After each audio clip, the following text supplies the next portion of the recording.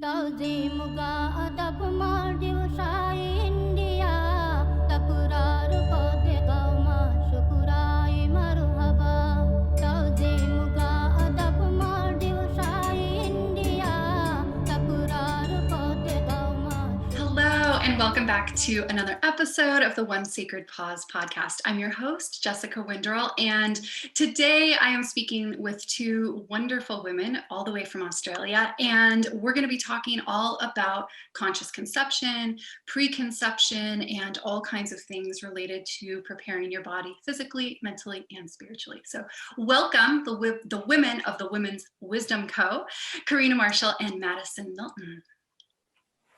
Hello, we're so happy to be here. Yay. Yeah, I don't even know how I came across you guys on Instagram, but as soon as I did, I started following you and really enjoying the content that you're creating, and your branding is gorgeous, by the way. I really enjoy your visuals. But oh, thank you. I'm so proud of it. Yeah, that's amazing. I can see I can imagine it was probably continues to be a lot of work to create something. But it's worth it. So beautiful.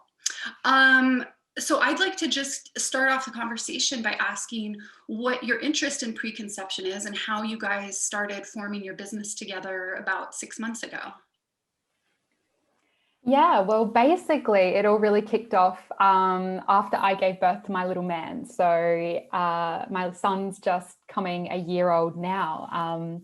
And Karina is a really good friend of mine. We've been friends since high school and have always been into very similar things, shared very similar interests in natural health. Ended up starting off studying the same degree together at uni and then branched off in a little different direction, but essentially the same. And yeah, so after I'd given birth, Karina had come over and come visit, and she was lovely and always checking in. And one of the times we were just sitting there and we were like, how is the information around preparing your body for pregnancy not really available to women? I had just overcome quite a few challenges that I faced in pregnancy and postpartum, which are things that maybe potentially could have been avoided if I'd taken a little bit longer to prepare. And we were just really, I guess, thinking like the everyday woman doesn't have an easy roadmap of how to even remotely start to prepare. You know, we spend our whole lives trying to prevent a pregnancy most of the time. And then we just decide like that one day, okay, we're going to try for a baby now. And it doesn't always necessarily work that way. So yeah, then we were like, you know what, let's create that roadmap. Let's see what that might look like. Let's combine her naturopath skills, my nutrition and yoga skills, and let's make that roadmap for women. That's amazing. And so did you guys set out to start a business, or was it more like kind of a side project, hobby to begin with? And then you're like, oh my gosh, we might actually have something here that we could expand on. Well, it just started out with our course, really. We were like, let's compile all of our information, all of our knowledge into one place, and then let's see, I guess, where that evolves and where that takes us. And yeah, so it began as just a course, and then it kind of became this brand. And yeah, now it's Women's Wisdom Co. So it has evolved and taken off, that's for sure. So what do you think, Madison, you know, and I'm sure this is a really long answer, but what do you think, looking back now, you would have done differently to prepare to get pregnant? Yeah, for sure. So a little bit of my backstory, I always knew that I wanted to prepare my body. I always had that in my mind, even from a very young age with my health background. I was like, you know, I'm going to take a few years. I'm going to really get ready. And unfortunately, that isn't how it played out for me. My little man definitely had an agenda of his own, and he was a lovely surprise for both my partner and I. But, you know, I'd kind of just gotten off the back of a 3-year traveling stint across Asia. So, you know, the food that was available to me was pretty limited. And yeah, I just definitely wasn't in my optimal state. And I knew that going forward. And, you know, I rode with the lovely blessing of my son, and just it is what it is and it was meant to be. But yeah, looking back, yeah, I'm very intrigued actually moving forward for my future children, you know, what it will look like and how my story might change, having actually prepared and taken the time and done all the things that I know to do, and yeah, get the opportunity to do that myself. So yeah. Yeah, well, and that's one of the things actually I think that's really important to say at the top of this conversation is that, when we're considering conscious conception and we're looking at all of these areas in which we can prepare to welcome a baby into our bodies and our lives, is that we also have to acknowledge and respect women who maybe don't have as easy of a road, or who struggle with infertility or loss or anything like that. And I've actually done a whole episode on my podcast already about conscious conception and sharing about my personal journey with this. And I think that's one thing that's really important, is just to be like, hey, we're not coming out there saying, okay, follow this plan, do all these things, and then all of a sudden magically you're going to get pregnant, because that's not, unfortunately, the way the world works. But for many women, I think you're exactly right, that we have no idea where to begin. All of a sudden it's like, okay, I want to get pregnant, and go. And then we don't, that might not happen. And so I think acknowledging that every woman has their own path and their own experience that they bring to the table, but also acknowledging that these can be super powerful tools to help a lot of women. And for me, this was one of the reasons I was so intrigued by your guys' material also, is because I followed my own kind of conscious conception plan for about the 8 months before I got pregnant. And I think that, and I didn't even know this was, now looking back, I feel kind of stupid, but at the time I was looking, I was like, okay, where can I find like a plan? Where can I find more information about preparing? And so I took my information from all of these different sources and was kind of creating my own little stockpile. And then I ended up being incredibly lucky, because I'm older. I was 38 when I got pregnant and 39 when I had my son. And I had a difficult birth and a very difficult postpartum period, which I'm still in. My son's 8 months old.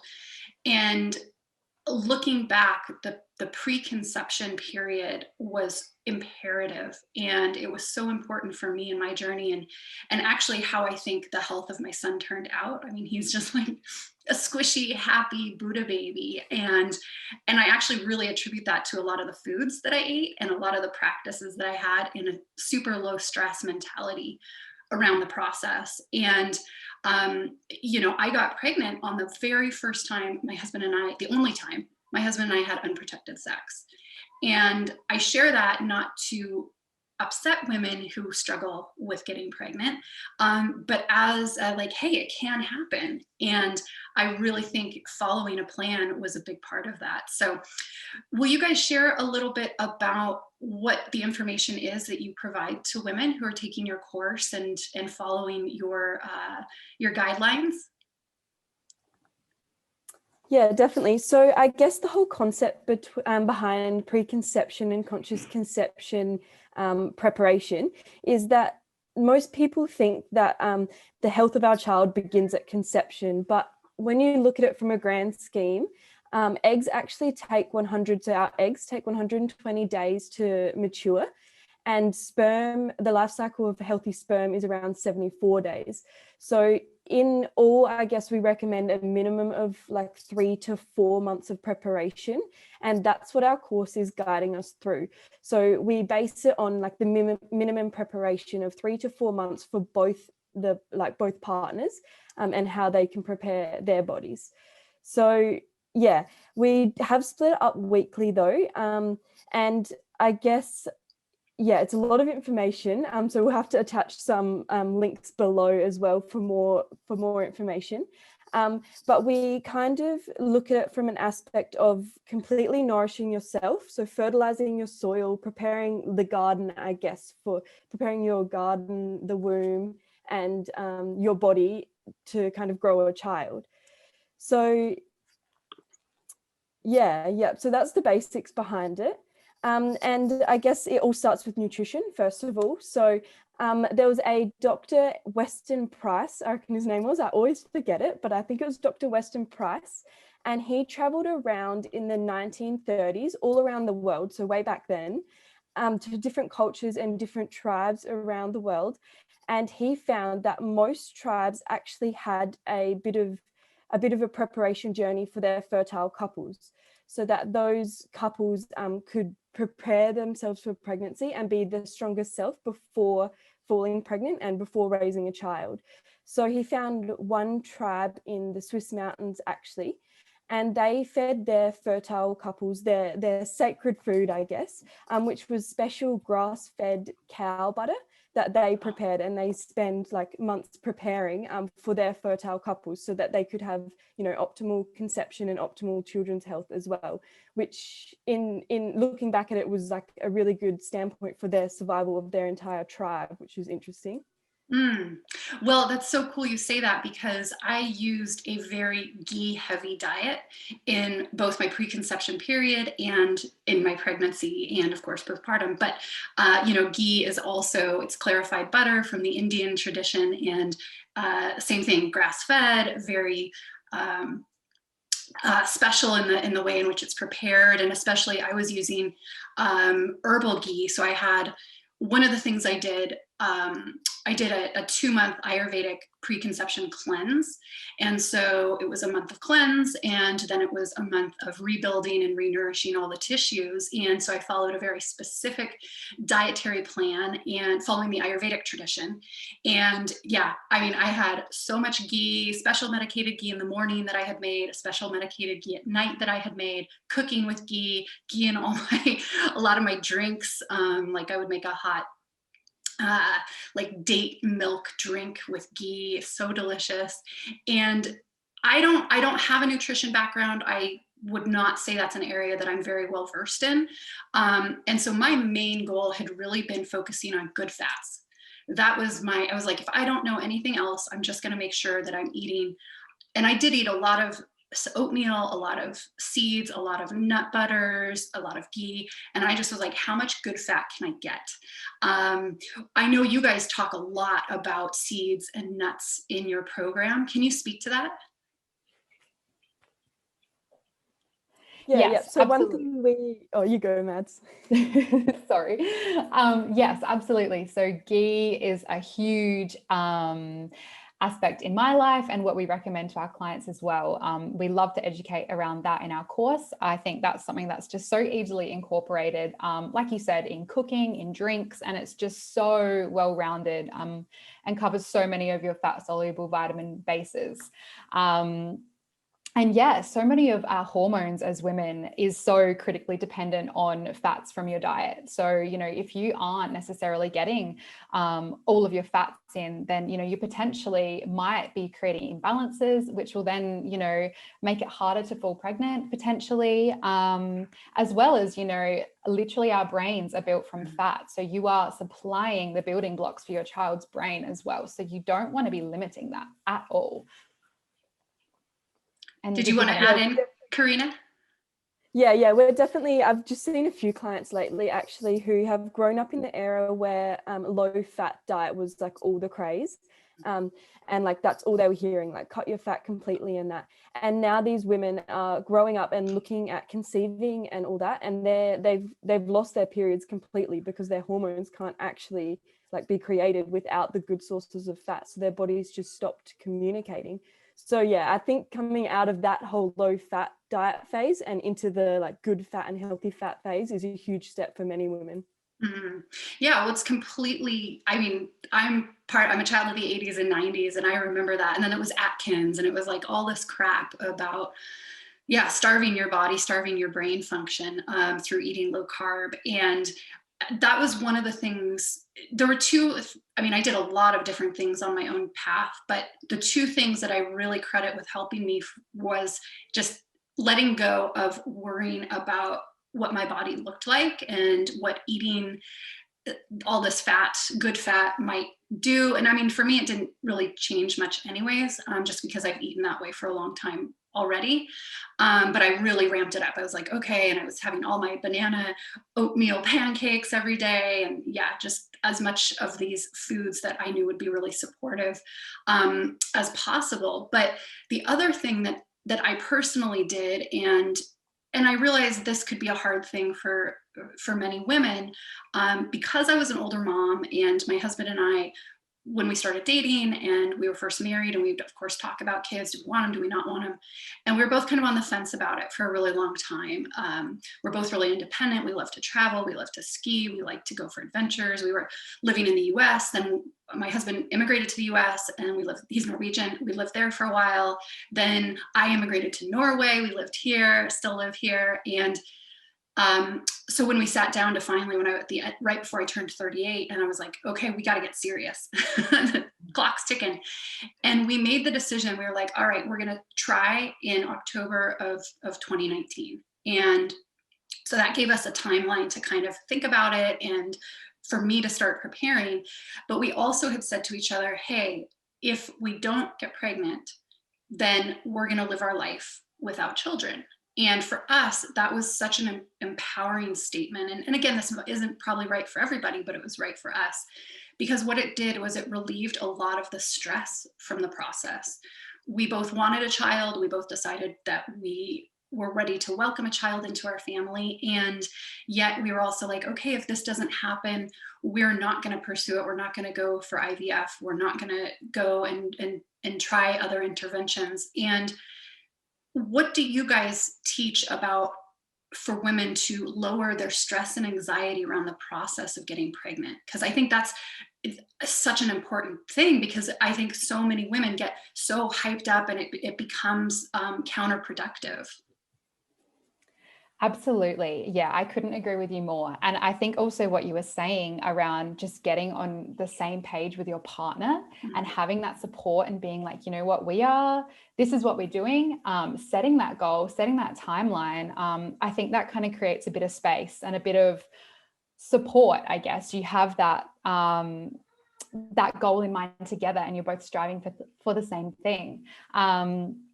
But yes, exactly as you were saying, stress is hugely counterproductive for the whole process. And in our modern societies, it's everywhere.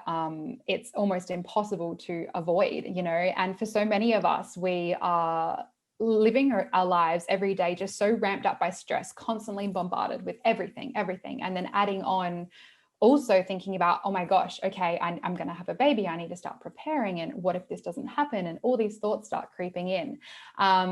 And I think for a lot of women, we don't necessarily have the tools of how to actually process that and how to deal with that. So it doesn't necessarily have to be this big, extravagant process. We often find that it simply is actually, here are some tools. Here are some things that you might not have ever tried or implemented in your life. Why don't you try X, Y, Z, see what resonates? Maybe it's a little bit of breath work for you, or maybe it's a simple meditation practice, or maybe journaling, or maybe just simply grounding and actually getting your feet out in nature every day. Just something super simple that you can come back to every day that is kind of like your safe place, I guess, in a sense that it's like, okay, I can let go. I can let the walls down. I can switch into rest and digest mode. I don't need to be in fight and flight. And that's what we start with our women. We give them the tools to actually start to lower their stress, because for so many women, they're stressed and they might not even necessarily even know it. It's just their normal state, which is just a product of our world at the moment, unfortunately. But yeah, exactly as you were saying, like, I think there is a certain element as well that you have to surrender to. You can have all of your intentions and you can have all of your plans, but at the end of the day, there are certain things that are out of our control. And I think you have to make peace with that and also accept that and surrender in not only the timing for you. It might not happen straight away, but, exactly as you said, like, it might not happen for you, and it isn't meant for everybody as well. So yeah, I think surrender and making peace and accepting that, there's only so much that you can do. Yeah, that's a really important message. And it's a hard one, because when you want a child so much and you're ready for a child, and then you're like, okay, but now I've got to completely release any illusion of control I might have over this process, is, so much easier said than done. And so I really feel that for women. And one thing I'd like to point out, just for anybody listening, about my journey, because I realize that that's a kind of a unique story, is that my husband while he's on board with a lot of the yoga and Ayurvedic things that I do and I teach and that I was practicing and continue to practice, he drew the line. He was not going to be eating any foods. He did not want to participate in the cleanse with me. And the most I was able to do to get him to prepare, besides having these conversations and supporting me, was to take a men's multivitamin that was aimed for boosting sperm and sperm health. And he would forget it half the time. And I always, every night, did you take your vitamins today? And so it's not like I had this huge fairy tale existence. Like I was really the one driving it. But I love that you guys had pointed out and mentioned how important it is for the partner to consider their health also. What do you guys share in your course about helping women support the men in their life? Yeah. So absolutely important to get your men on board. Men supply 50% of the DNA that will be your child in the future. So it's a pretty big responsibility. And from our aspect, they should just about have 50% of the responsibility then. In a dream world. Yeah, in a dream world, but it doesn't always work like that. But yeah, as I was talking about the sperm life cycle taking 74 days, kind of 74-day process, that's the kind of minimum that we'd want men to kind of get on board if possible. The easiest thing we've found, I guess, is showing men the facts. I think they're quite critical thinkers and they just need to know the exact facts and why they're doing this, I guess.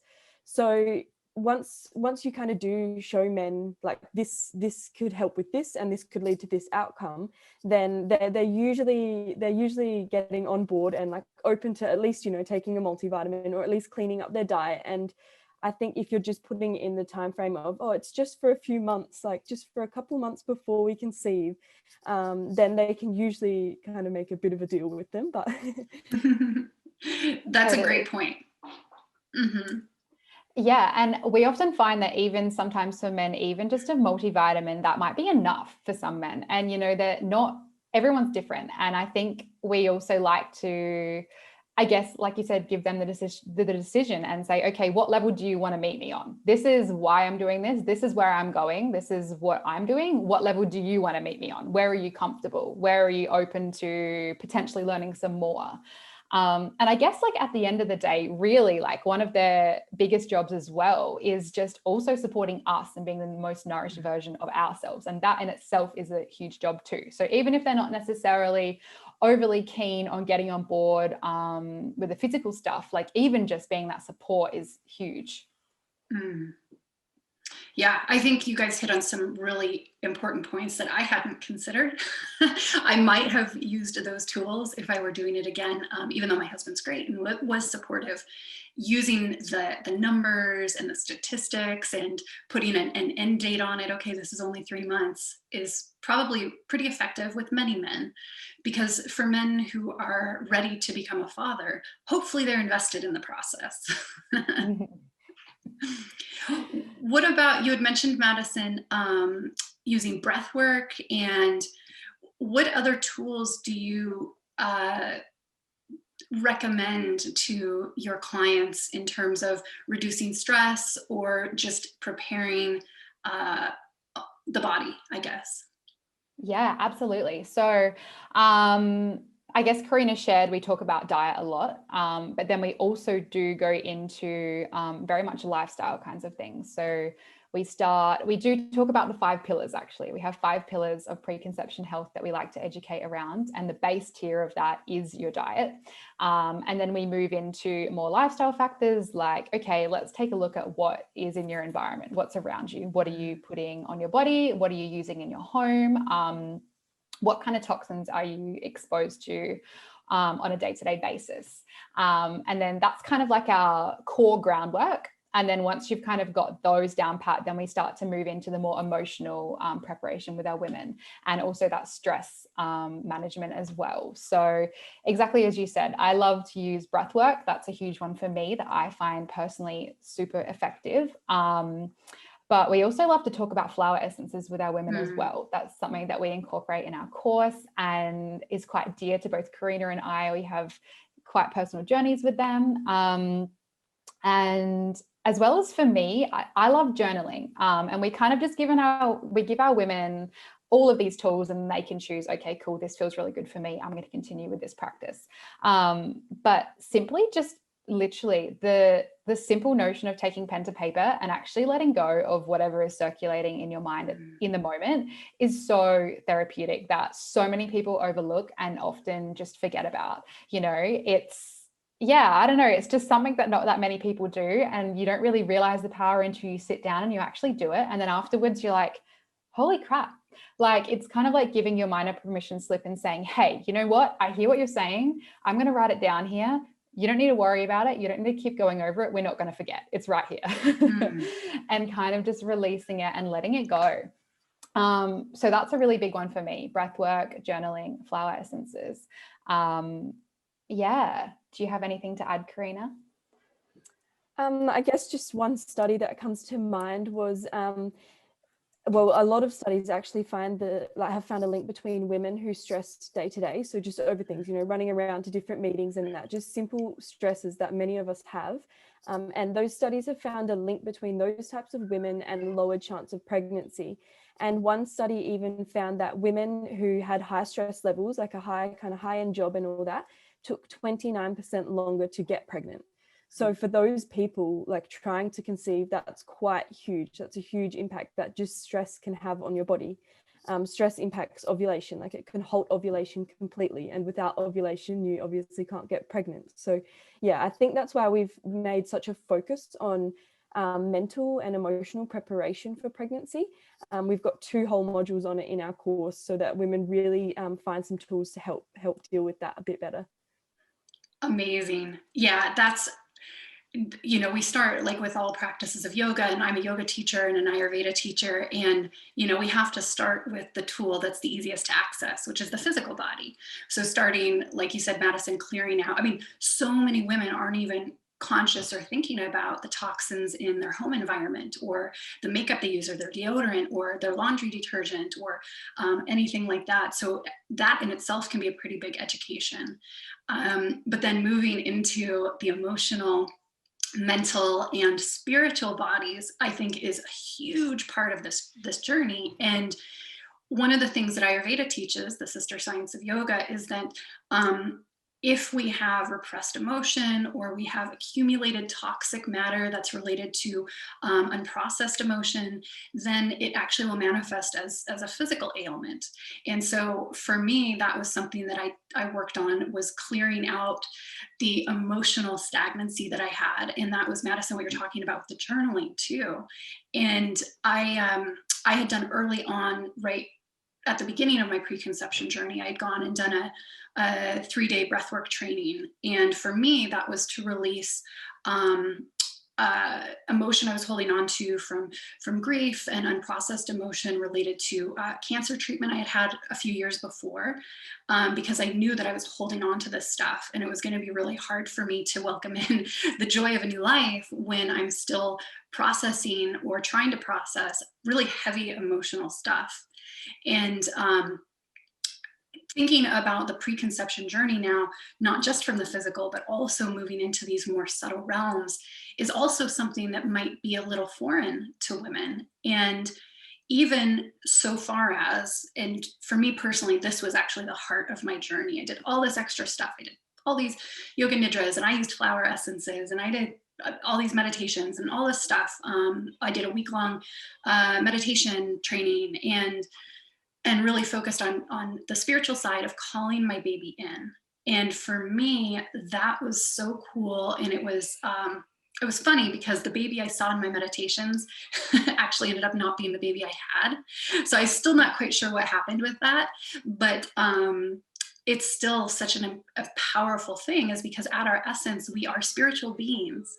And when we're creating life, I mean, that's the most powerful energy in the world, is that Shakti. And so if we're going to be inviting that Shakti energy into our womb, then I think we have to look at it from a spiritual standpoint. Whether you're religious or not, it's not about that. It's just about the recognition and honoring how awesome it is to be able to have this experience with another human and another spirit baby, spirit being. Do you guys talk about that in your course at all, approaching it from the spiritual angle? We do touch on it a little bit, yes. And yeah, I really resonate exactly with what you were saying. For so many women, it is this huge, enormous, like spiritual awakening or up leveling, I guess, you know, and it really is all about, like you said, clearing the old, unprocessed, stagnant emotions that we all carry, to create space, and kind of be this neutral vessel to allow our children to come through us. And that in itself is an enormous process. It's an enormous process. And there are so many layers to touch on with that. But yeah, we like to give our women some more of the basic tools. And then if they look to dive further, we provide more resources on that. But yes, me personally, I had a huge awakening and shift when I was pregnant, and also after I gave birth. And I actually went to some really interesting workshops in the last month or so talking about this, and, you know, why pregnancy can bring forward so many emotions for women. And this lovely teacher that I met, her name is Jane Hardwick Collins. Have you heard of Jane? I haven't heard of her, no. She is a lovely Australian midwife and women's worker, and she was talking a lot around when we do fall pregnant, that for many women we have like this pruning process that goes on in our brain. You know, we need centers that are upregulated for certain things, and then other centers are downregulated because they're not so important in the next phase that we're moving into. And this process can bring up so many stored, old, unhealed emotions and memories and traumas that, you know, if, like you said, you don't actually consciously start bringing to the surface beforehand, you know, it can really send you on this huge emotional uprooting, I guess. And I don't think that's really spoken about. You know, I think women are very ready to tell you, you know, oh, I have stretch marks here and your nipples might go this color, you know, this might happen to you. But I don't really find in my sphere of women anyway, many saying, hey, you know what, like I'm having all of this grief coming up, like where is this coming from? And Jane, she was saying that, you know, when we fall pregnant, for most of us, our right brain actually becomes more dominant. And this is where we store our, you know, our memories. And this is like our visual memory, emotional side. And really the purpose of all of these things that are coming up for us while we're pregnant, or if we start the journey before pregnancy, it's to clear out everything that isn't serving us, so we can be that mother that child is here for.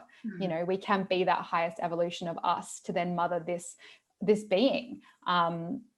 Yeah, so I think it's very, very, very fascinating, and it's huge. It's a huge topic. Yeah. I agree. And I also agree that it's not being talked about. And I mean, I see a little bit of a shift. Excuse me. There is, I think, this kind of wave of women in the wellness community who, like you guys, like me, who are starting to have these conversations in a more honest way, perhaps. I think this type of work has been going on for centuries, millennia. If you think about women's circles and you think about how we used to live in community and pregnant. And Karina, you had shared the story of the doctor who had seen this in the 1930s. You know, women used to be supported in such a beautiful way throughout every major phase of their life. And now, you know, we're career women and we're busy and society's happening and moving so quickly. And we've so much lost connection to our roots and our ancestral downloaded knowledge about how we have this innate wisdom. And I think it's really cool to see people starting to kind of revive this in a little bit more of a mainstream way, because it works and it can be incredibly helpful. And I know the journey to motherhood can feel really lonely for a lot of women, and can feel like there's some shame or there's some guilt or there's things that they don't want to talk about. And that can actually impact their ability to get pregnant. And then, like you said, Madison, after pregnancy, so much is changing with our hormones and our emotions and our mental state. And a lot of times we don't have the vocabulary to match our internal experience. And so when women, and I really want to check out this woman that you mentioned from Australia, the midwife, too, when we're able to have some more of these tools, I think it can ease that process and at least allow women to not feel so alone during this massive transformation that occurs and continues to occur. I know for me, it was funny because I had planned so much for the preconception. I had planned a lot for my postpartum period. I didn't really care much about the birth. Like I figured that was going to go the way it was going to go. And I had my breathwork tools and meditation tools. And so I didn't focus too much on that. But even with all of my planning and thoughts of preparation for the postpartum period, nothing went the way I thought it would. And of course, part of that was due to the pandemic, which completely, I think, is heartbreaking for every single woman who gave birth in the past year. Things were changed in terms of social services not being available, partners not being allowed to be in the birth or in the hospital afterwards. And that was really challenging and continues to be challenging. And can be isolated. You can't see your family. You can't see, the midwife can't come to your house anymore. Like all this stuff happened. And having, I think, a more global community talking about this and sharing honestly about our feelings and emotions. And like you had said, Madison, where is this grief coming from? When we can share about our feelings in a way that there's no shame around it, I think that actually, for any phase of preconception, pregnancy, postpartum that a woman is in, I think that's the number one message I would like to bring forth, is removing the stigma and saying, hey, how are you feeling? What's going on? And then just letting it be, not feeling like there has to be any hidden agenda behind that. So I think that's one of the reasons I really admire your guys' work, because you are creating part of this dialogue. Mm-hmm. And I had a very similar experience to you as well with my son and my birth. And yeah, it was one of the most isolating and crazy and lonely experiences that we've ever had, my partner and I. And exactly as you said, we had all of the plans, we had all of the tools, all of the knowledge, and no one could really prepare you for what happened in the world. And exactly as you said, services dropped off, and we had so many crazy things happen, and with that came so many emotions. And something I want to say as well, another teacher of mine, she likes to say that emotions are just energy in motion. And when you actually take that step back and you look at it like that, you're like, actually, this is just energy. And it's just, I just need to let it move through me. I don't need to necessarily attach a story to it. I don't need to, start to create the internal dialogue around, oh my gosh, why am I feeling this? Where is this coming from? This is a terrible thing. Am I a bad person? Am I a bad mother? Like just actually being like, you know what? Yeah, this is energy that just needs to move through me. I need to do that however I can do that. And also, like you said, it's about finding those tools in how to clear this energy and allow it to move through you, so then it doesn't become something that isn't necessarily processed or becomes stagnant and then is stored, and then, like you said, leads to further ailments down in the future. So I think this dialogue is so important to actually start talking about the emotions and what the whole journey of becoming a mother can actually bring up. It is literally a death and a rebirth, and that's what it is.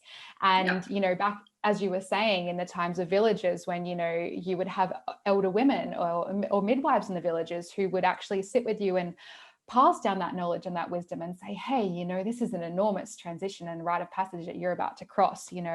How are you feeling? And actually having people recognize that. Whereas I think we have totally detached from that nowadays. You'd like, oh yeah, cool, I've had a baby, amazing, like let's get on with it, and it's not like that. It's not like that at all. It's the hugest shift you'll ever go through in your whole life. So I think it's very important to start. Thank you for saying that, because that was certainly something I observed as well, is that there's kind of, exactly, it's like, well, many women have a baby, get on with it.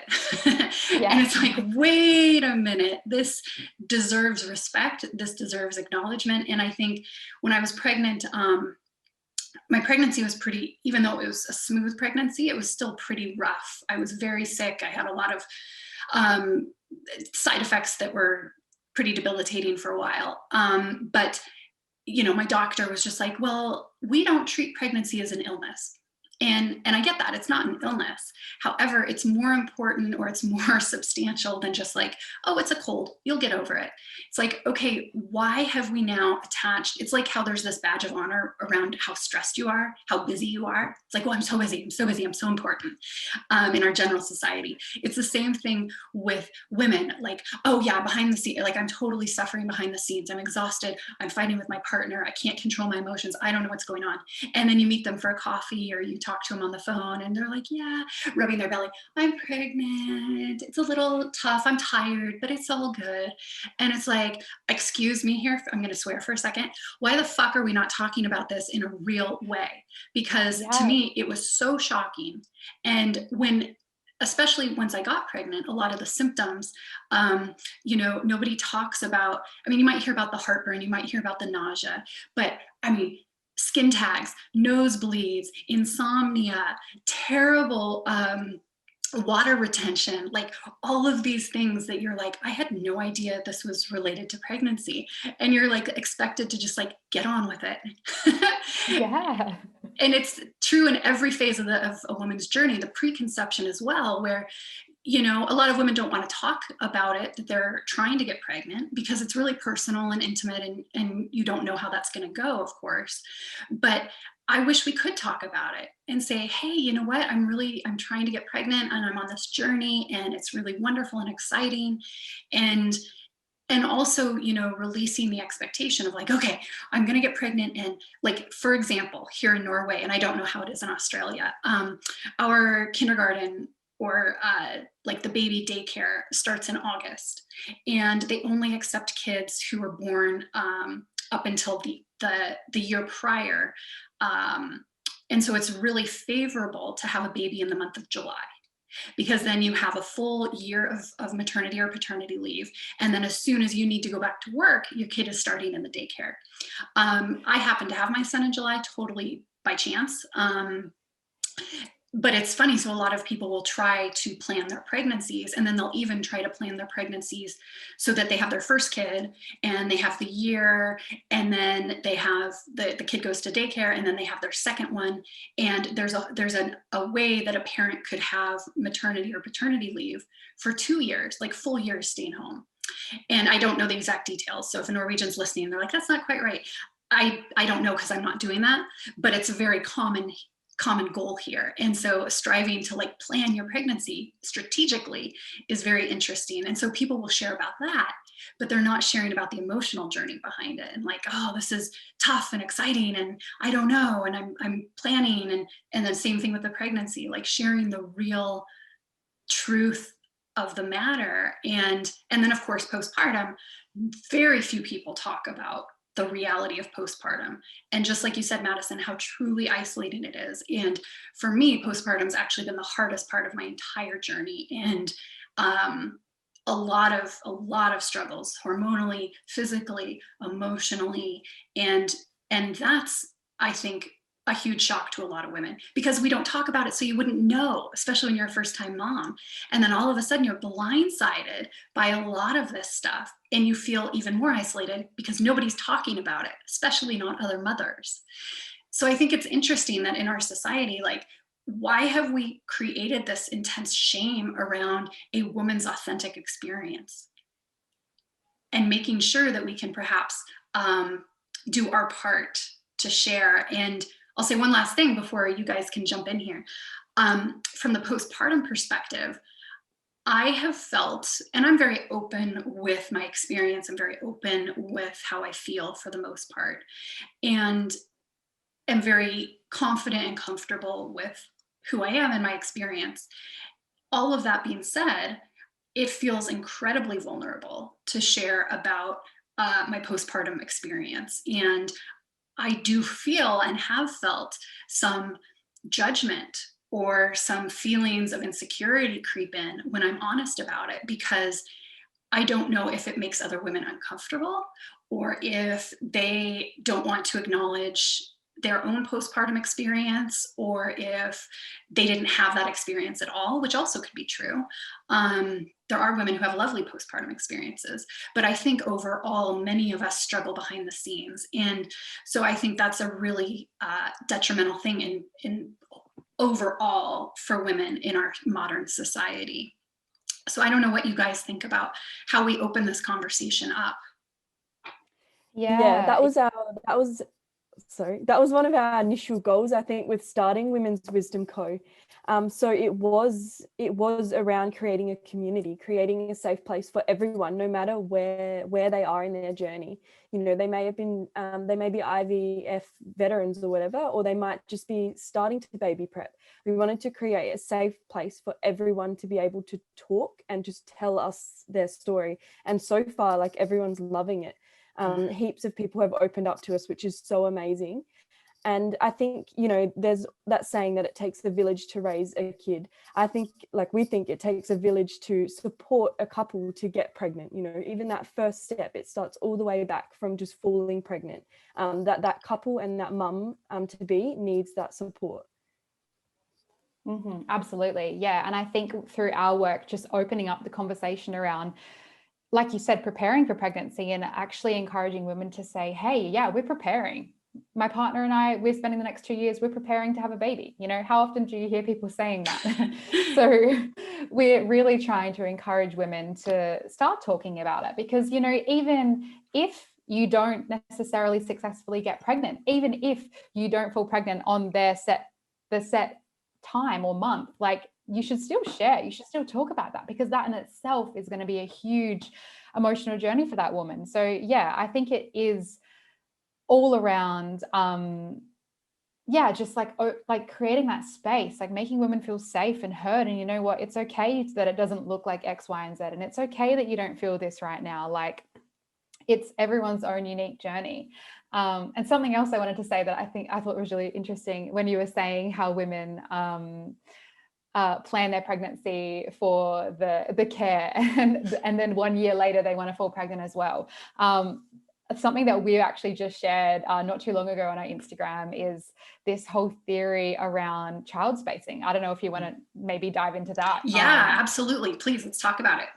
Yeah, so it's something that Karina and I, we've been looking at research and looking at people speaking around this. And the question with kind of arose is like, okay, what is the ideal time period that a woman should wait before trying for their next baby?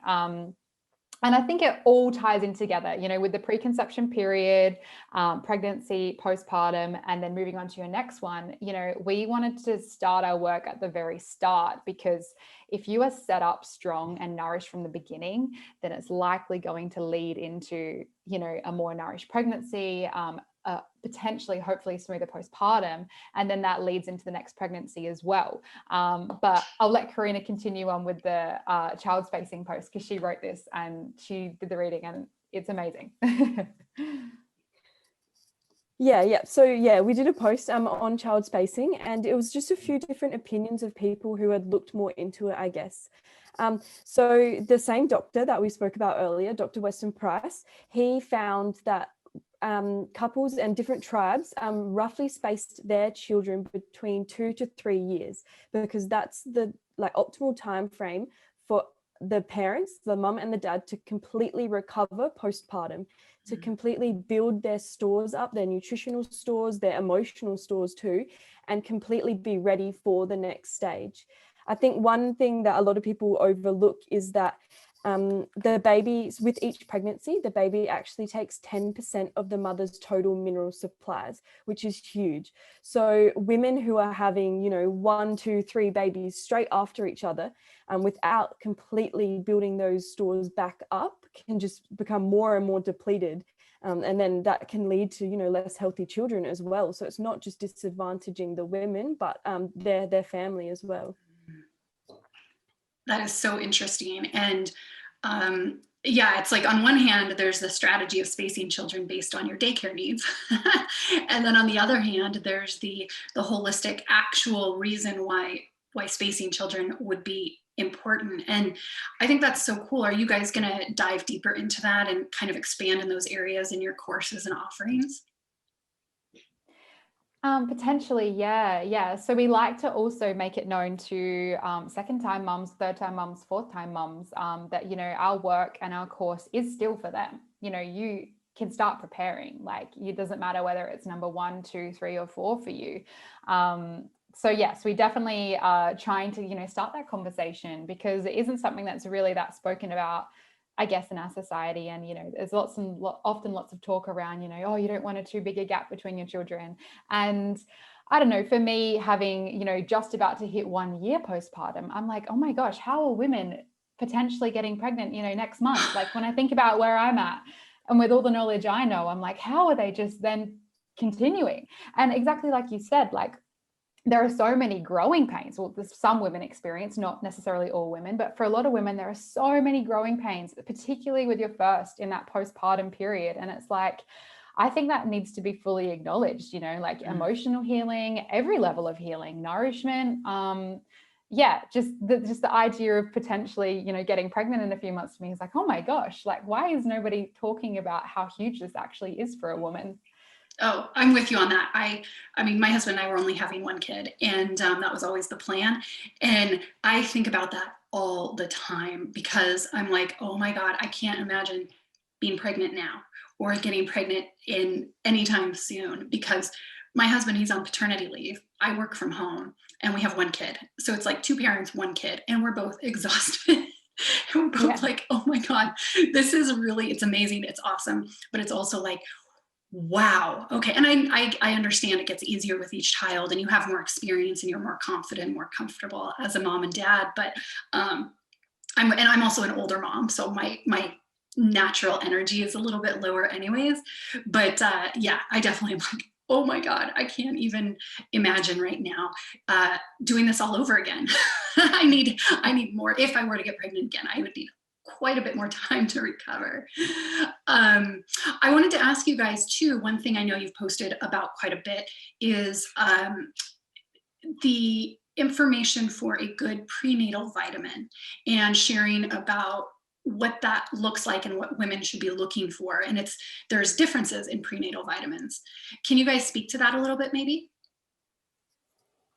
Yeah, definitely. So the first thing we'll say is there is no one size fits all. A lot of women ask us, which prenatal should I take, which is an impossible question to answer if we don't know their health history and, you know, everything that's going on for them at the time as well. But there are a few key things that we do tend to look for. So we like the better quality ones, the whole food supplements if possible. The cheap kind of chemist store, drugstore brand ones that you can get are filled with a lot of like synthetic fillers, you know, to bulk them up or whatever. And they can actually cause a bit of toxicity in our body as well. So a lot of those prenatals don't actually have the consumer at mind. It's just all about the money. Mm-hmm. So you've really got to look into the company and what they stand for a bit as well.